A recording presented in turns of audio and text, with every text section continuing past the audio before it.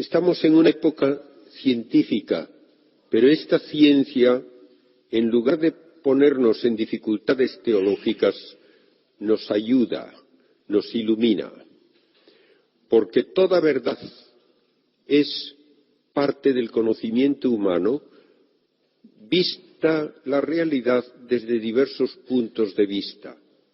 No basta una sola metodología, no basta un solo punto de vista para conocer una realidad inmensamente rica. Y por tanto, yo veo a ciencia, a filosofía, a teología y también otras maneras de conocer la realidad como psicología, historia, arte. Veo a todo eso como un modo múltiple de observar la realidad desde diversos ángulos para tener una visión más completa. No podemos ir por el mundo con anteojeras, que solo vale un punto de vista. No es así la realidad.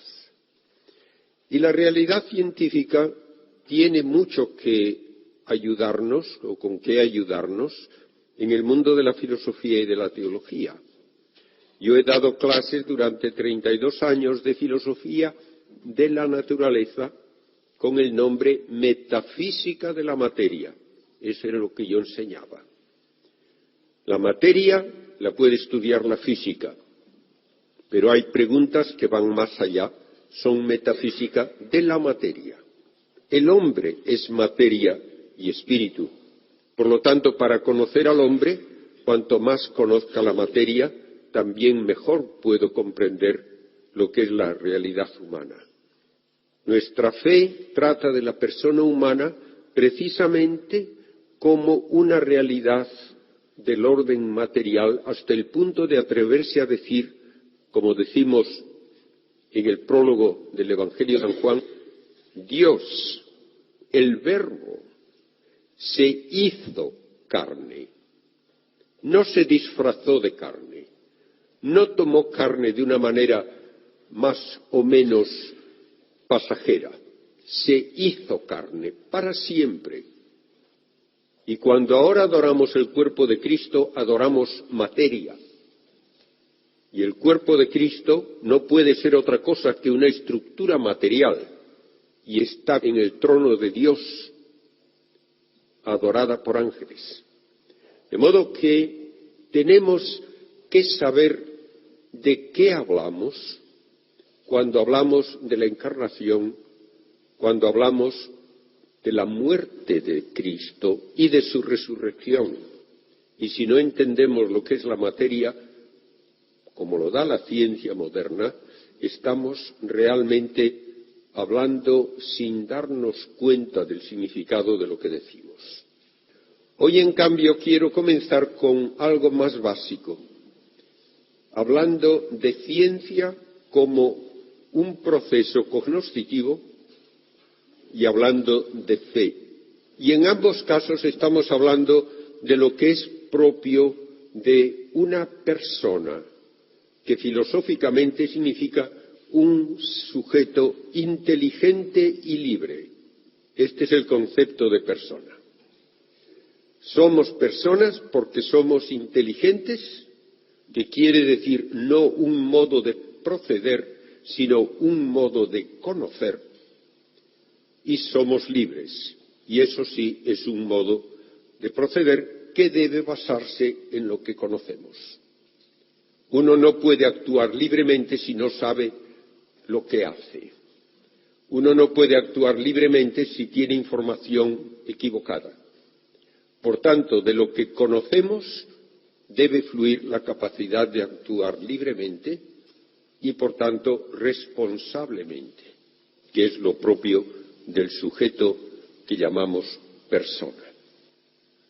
Por razones físicas que explicaré mañana, es la ciencia precisamente la que nos lleva a decir que el universo solo puede explicarse como el resultado de una elección libre de un agente no material que conoce todas las posibilidades de hacer un universo y elige conscientemente y libremente, crear un universo con una serie de propiedades, y no otro que podría haber creado. A un ser de potencia infinita, porque sólo una potencia infinita puede dar el paso de nada a algo, a un ser de potencia infinita no puede uno atribuirle como razón suficiente de crear un universo el que le va a entretener ver que se queman estrellas. Eso sería una tontería completa. A un ser infinitamente perfecto, conocedor de todo, absolutamente feliz en su totalidad de perfección, no puede tampoco decir uno que le va a satisfacer crear un universo para ver que se corre por el suelo con unas lagartijas o unas cosas. Tiene que ser un ser personal también, pues es inteligente y libre.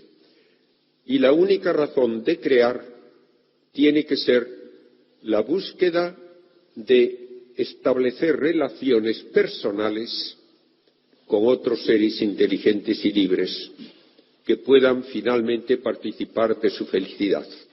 Esto es lo que significa que somos creados como imagen y semejanza de Dios.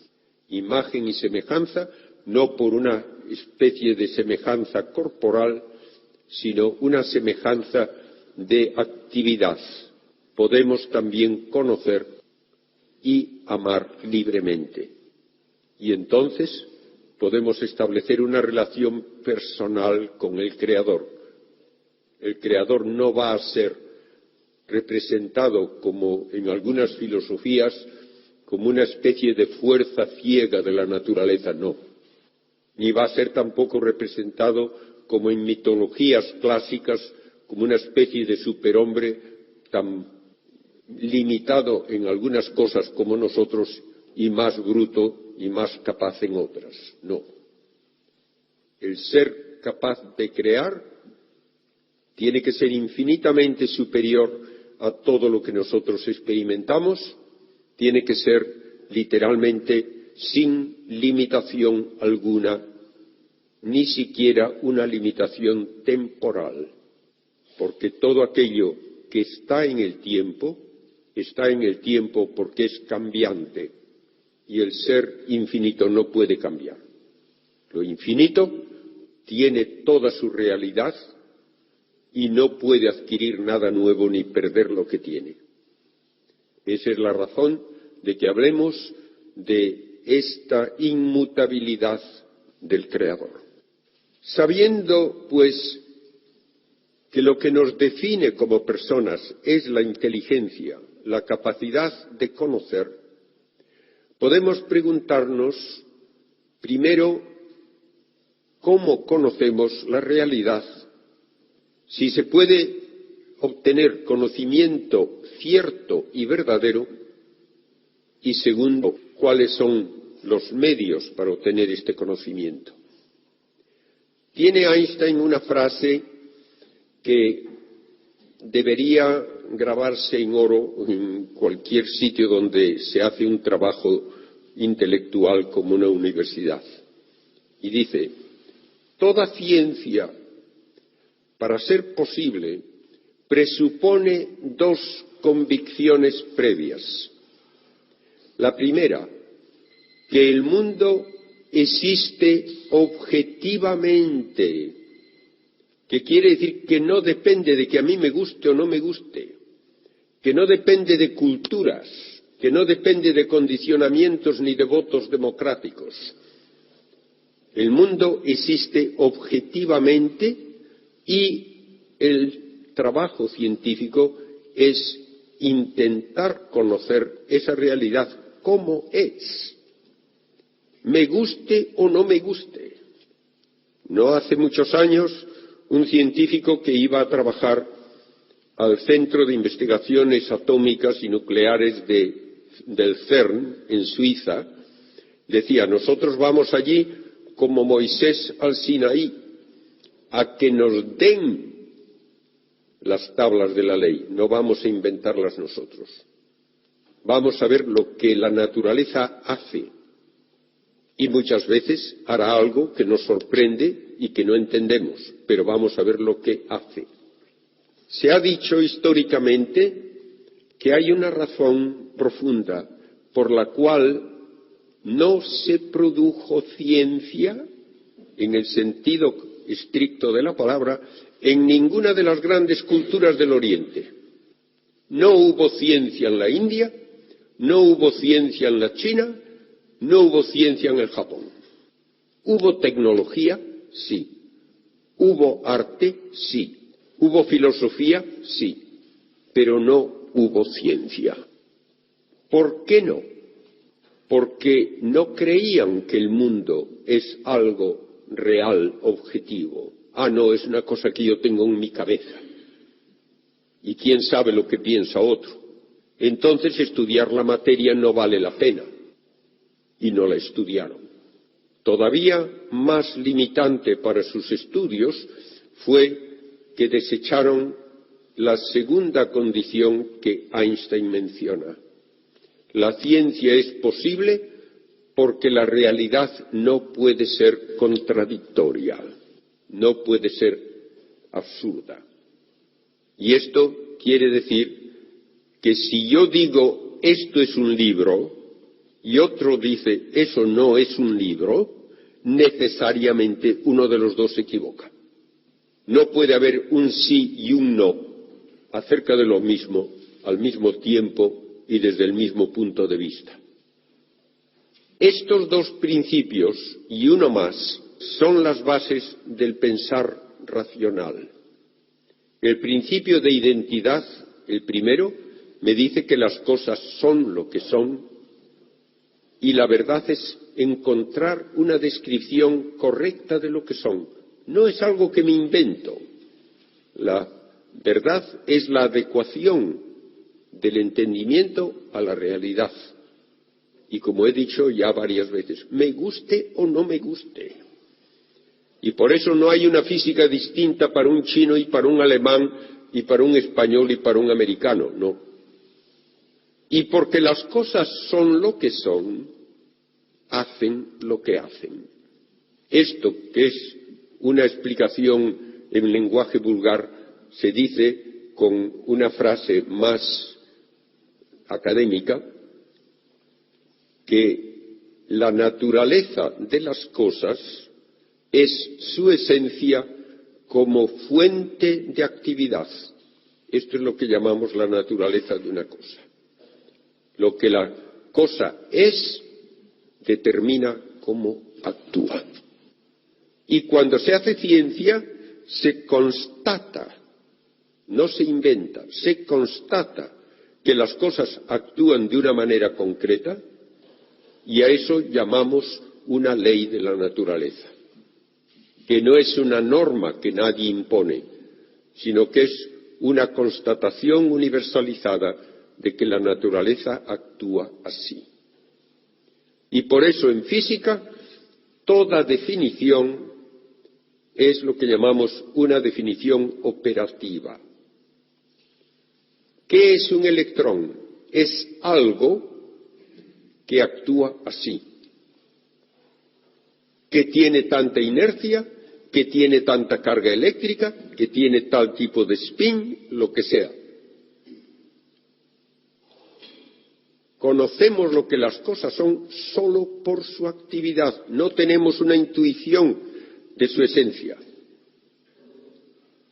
Y por tanto, si hay una realidad que no puede comprobarse cómo actúa, no se puede tratar de ella científicamente.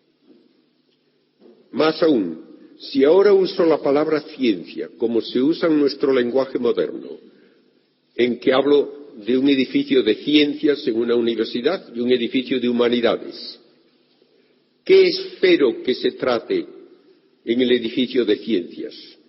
Obviamente no espero que me hablen de crítica literaria, ni tampoco de historia, ni de psicología. En el edificio de ciencias tratarán solamente de la actividad de la materia. y una actividad que se puede comprobar en un experimento y que da lugar a medidas. Y si no se puede comprobar con un experimento, no porque ahora falte la tecnología, sino porque la pregunta que se hace no puede nunca ser objeto de una medida en su respuesta, eso no es ciencia. Y, por ejemplo, ya queda fuera del ámbito científico cualquier afirmación de una propiedad de la materia de valor infinito. Al principio del universo la temperatura era infinita. No diga usted tal cosa. El infinito nunca se puede medir en ningún experimento. Nunca. Por lo tanto, no es una afirmación científica. Usted puede decir que en un proceso de contracción del universo se va hacia temperaturas siempre mayores, pero nunca me puede decir alcanzó una temperatura infinita. En un proceso de contracción, por ejemplo, en un agujero negro, se va hacia densidad siempre mayor, pero no me diga nunca ha alcanzado densidad infinita. No tiene derecho a decirlo. Otra cosa que no puede decirse científicamente, pero es que hay otros muchos universos. Otro universo, por definición, no es observable. Y si no es observable, no puede tratarse como una hipótesis científica. Será ciencia ficción. Pero no puede tratarse como hipótesis científica. Los dos principios, el de identidad y el de no contradicción, son necesarios también para todo desarrollo de conocimiento a base de los datos de la ciencia, porque la ciencia no es una colección de datos. La ciencia tiene que buscar explicaciones. Para eso hace falta aplicar lógica de inducción y de deducción. De inducción que me permite ir de unos cuantos casos a una afirmación universal, precisamente basada en que las cosas hacen lo que hacen porque son lo que son. Y tiene que ser una deducción libre de contradicciones. Pensemos en un teorema matemático que siempre termina diciendo, por lo tanto, esto es igual a esto o esto no es igual a esto. Y nunca se pueden dar las dos respuestas simultáneamente. El principio de no contradicción es la base de la racionalidad. Pero no bastaría esto solo para hacer ciencia, sino que hace falta introducir el principio de razón suficiente. ¿Por qué brilla el sol?, le puede preguntar un niño a su padre. ¿Y qué contesta el papá? Pues a lo mejor contesta como los filósofos antiguos, porque está hecho de una cosa brillante. Eso, claro, es no decir nada. Es decir, brilla porque brilla. ¿Cómo se ha hecho ciencia? ¿Por qué brilla el sol? El que brilla quiere decir que emite luz y calor. ¿De dónde lo saca? ¿Cómo se obtiene luz y calor en nuestra experiencia? Con algún tipo de combustible. ¿Qué quema el sol? ¿Podría quemar carbón? Se calcula cuánto carbón tendría que quemar al segundo el sol y resulta que toda la masa del sol se habría consumido en menos de 4.000 años. Por lo tanto, no puede ser que quema carbón.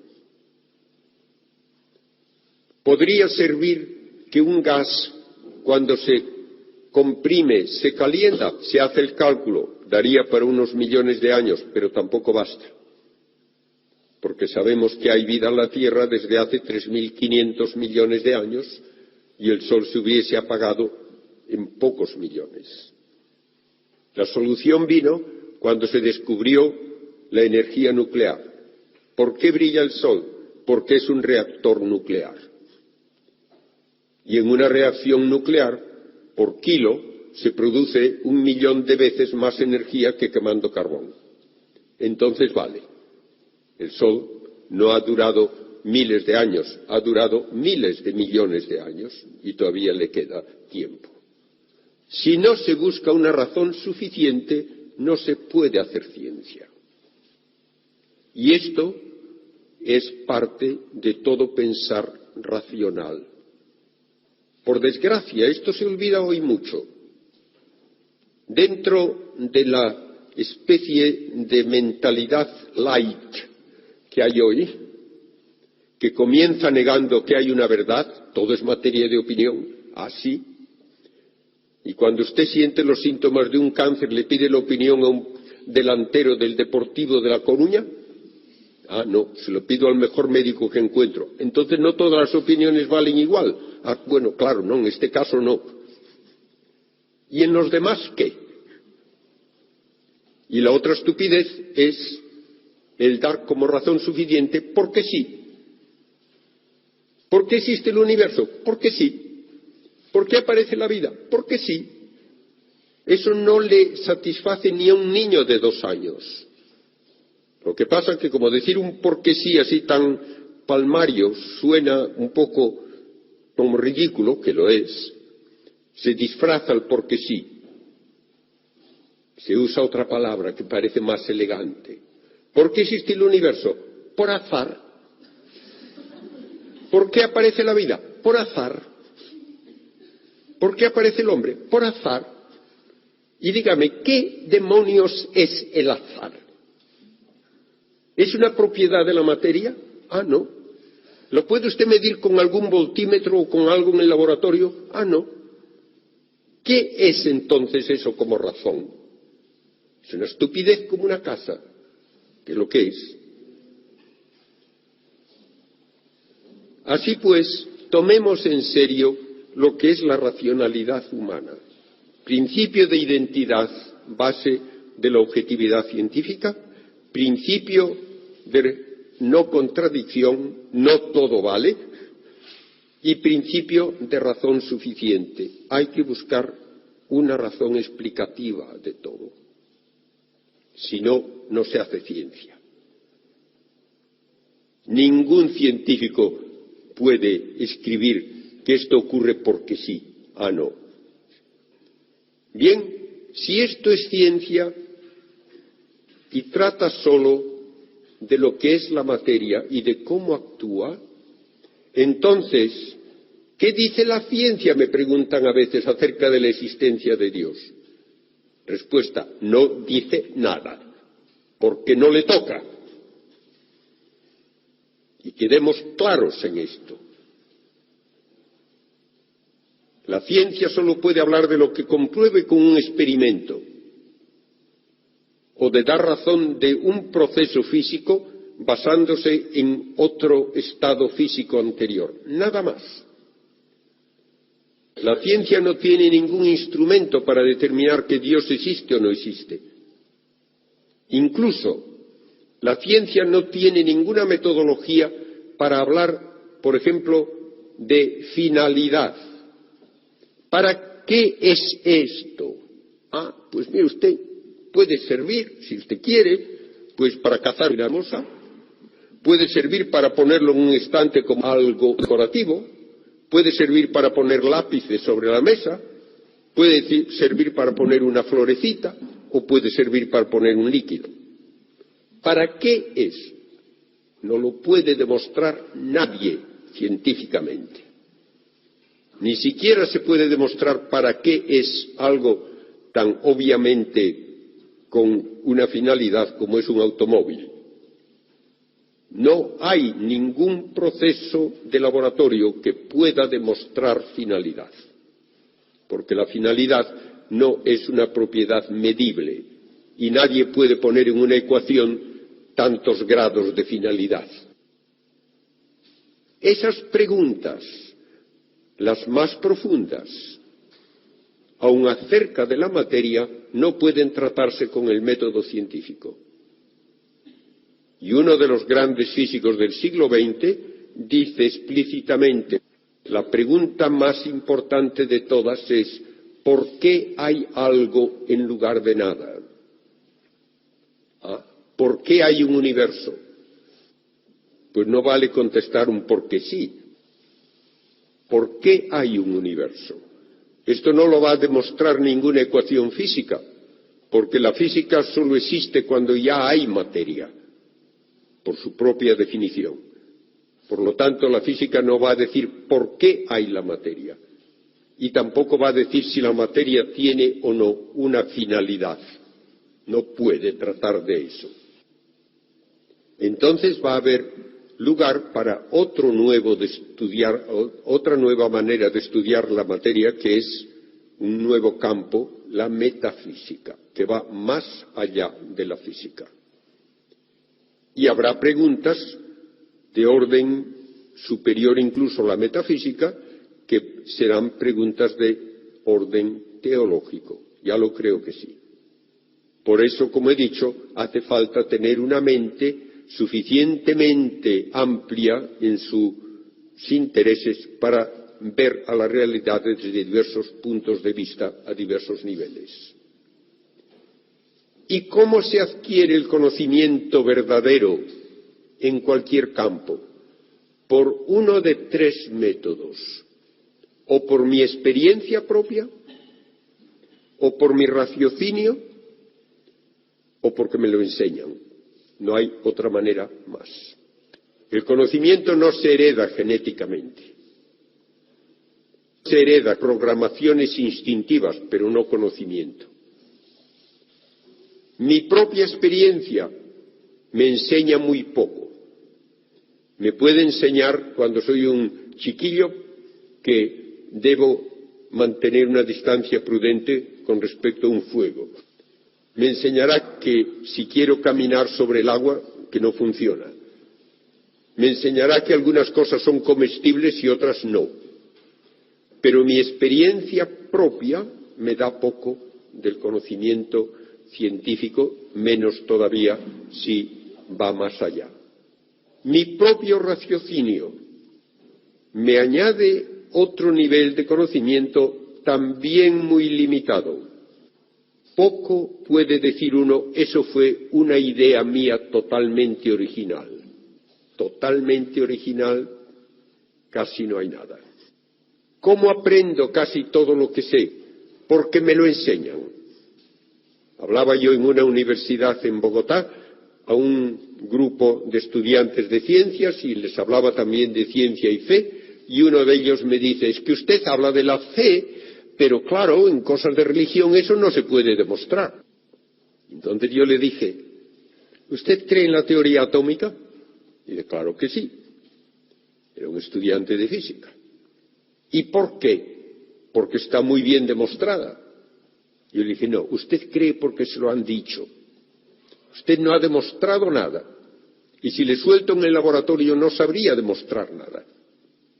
Usted lo acepta porque se lo han dicho. Y el 99,999% de todo cuanto sabemos, lo sabemos porque nos lo han dicho. Y nos lo han dicho personas dignas de fe humana.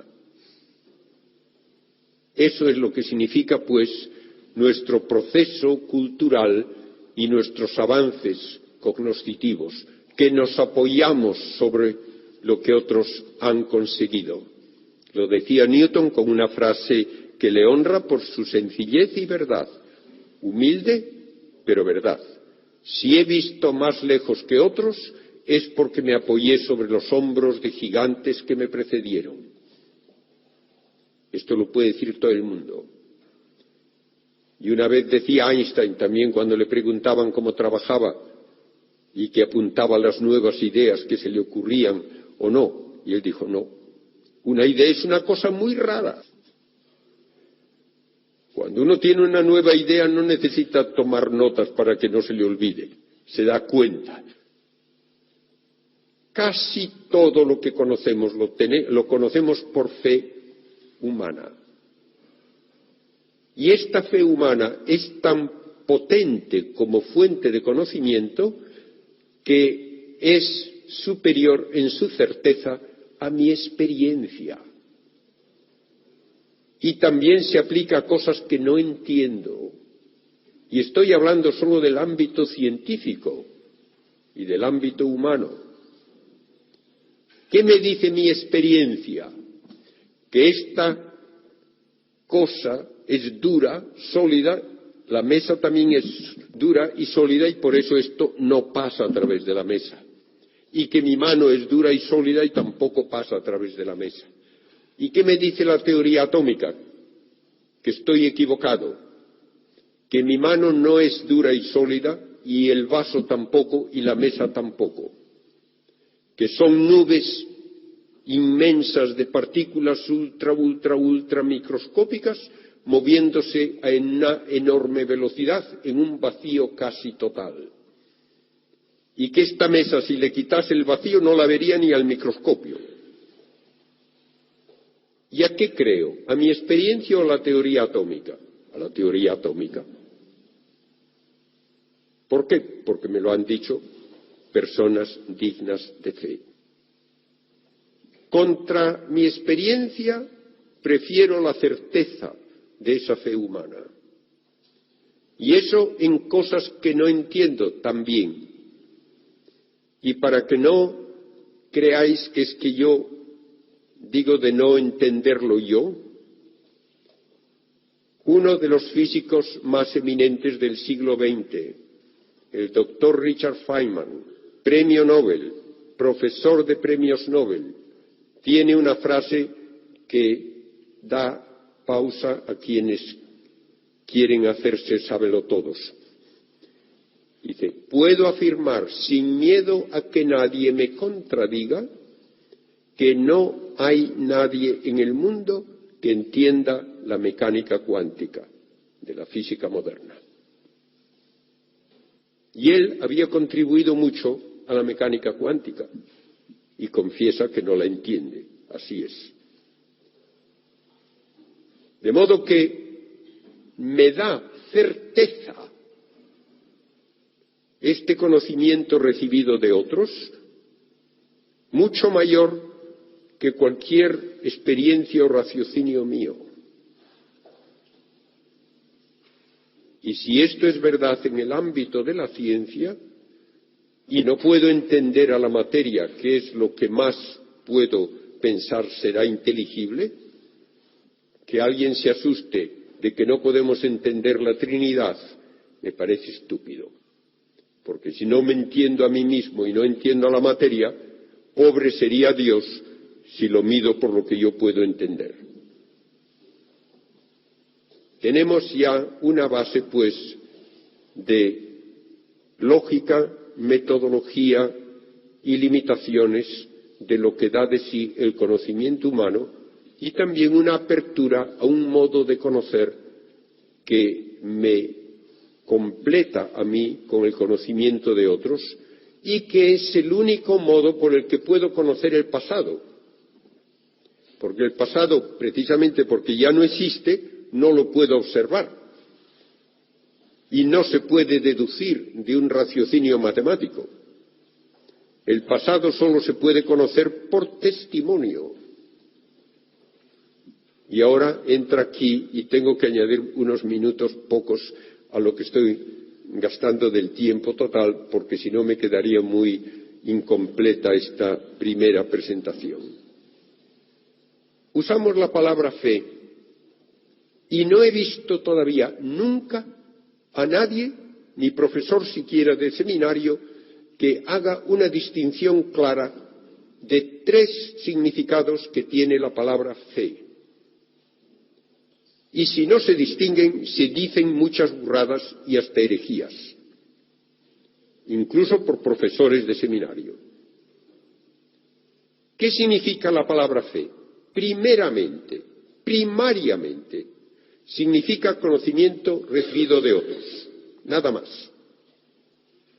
Conocimiento que se acepta por ser información dada por personas que tienen conocimiento y sinceridad. Saben lo que dicen y dicen lo que saben. Este es el primer significado de la palabra fe.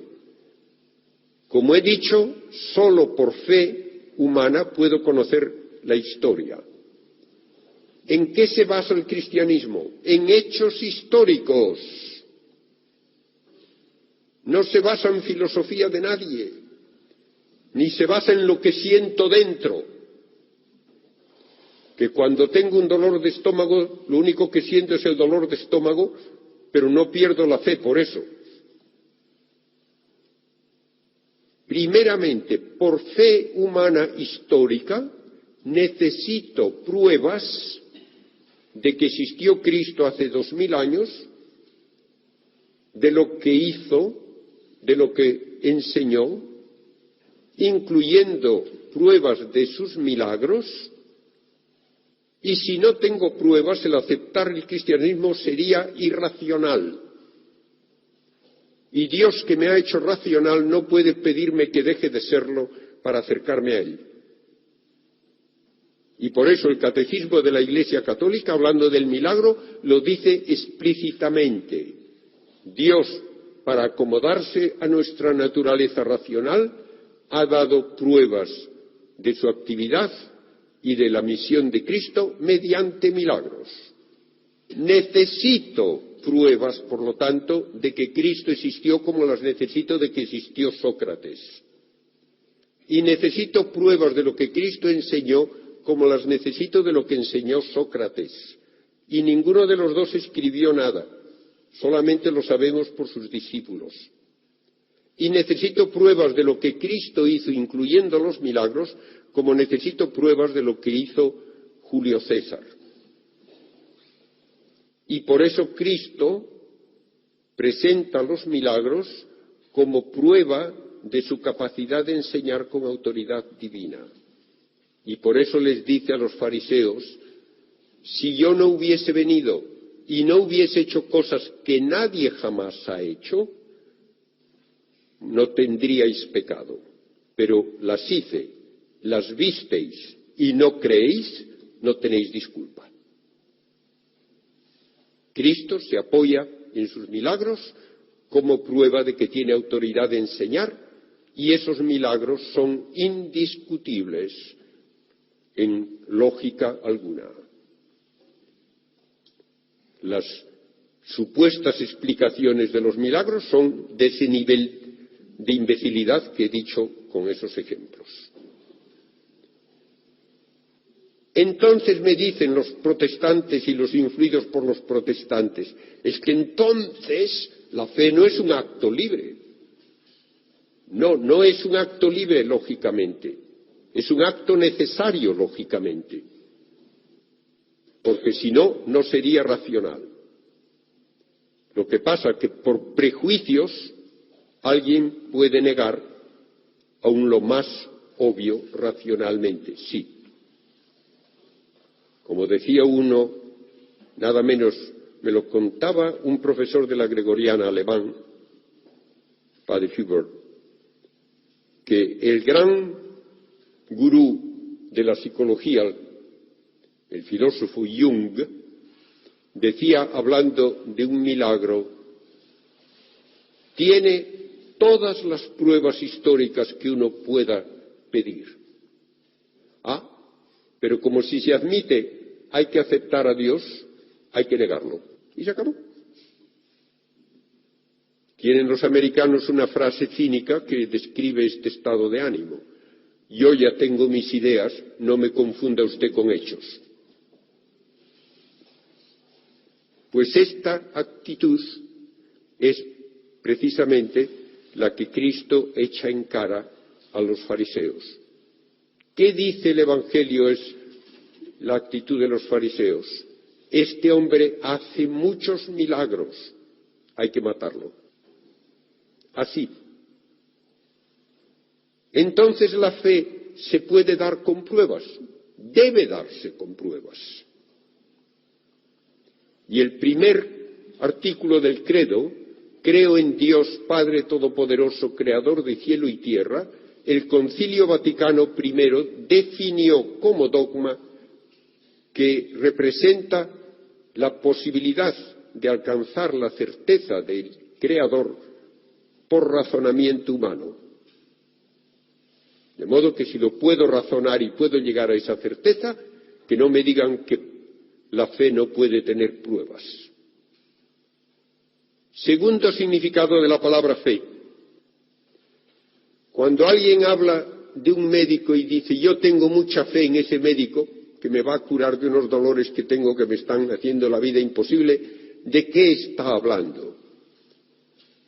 ¿Va a seguir un curso de anatomía con el médico para aprender? No.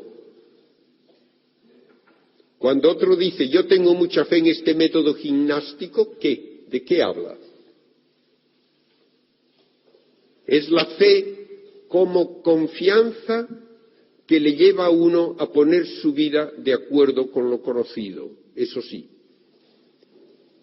Yo tengo convicciones de lo que sabe este médico, pondré mi vida de acuerdo con lo que me diga. Yo tengo una convicción de que este método gimnástico es estupendo, voy a ajustarlo a mi modo de proceder. Esta fe es un acto de mi voluntad libre, pero presupone conocimiento. Y por eso, porque es un acto de mi voluntad libre, por eso es meritoria la fe. Y por eso no se puede imponer a nadie por la fuerza. Tiene que ser un acto libre. La gracia de Dios ayuda, y ayuda también para el conocimiento, pero es mi acto de decidir poner mi vida de acuerdo con lo que he conocido, lo que hace que sea un acto meritorio. Entonces la gente suele echárseme encima. Pero no decimos siempre que la fe es un don de Dios. Y usted solo habla de que es mi responsabilidad el conocer y que es mi acto libre el aceptarlo. Ahí está el tercer significado de la palabra fe.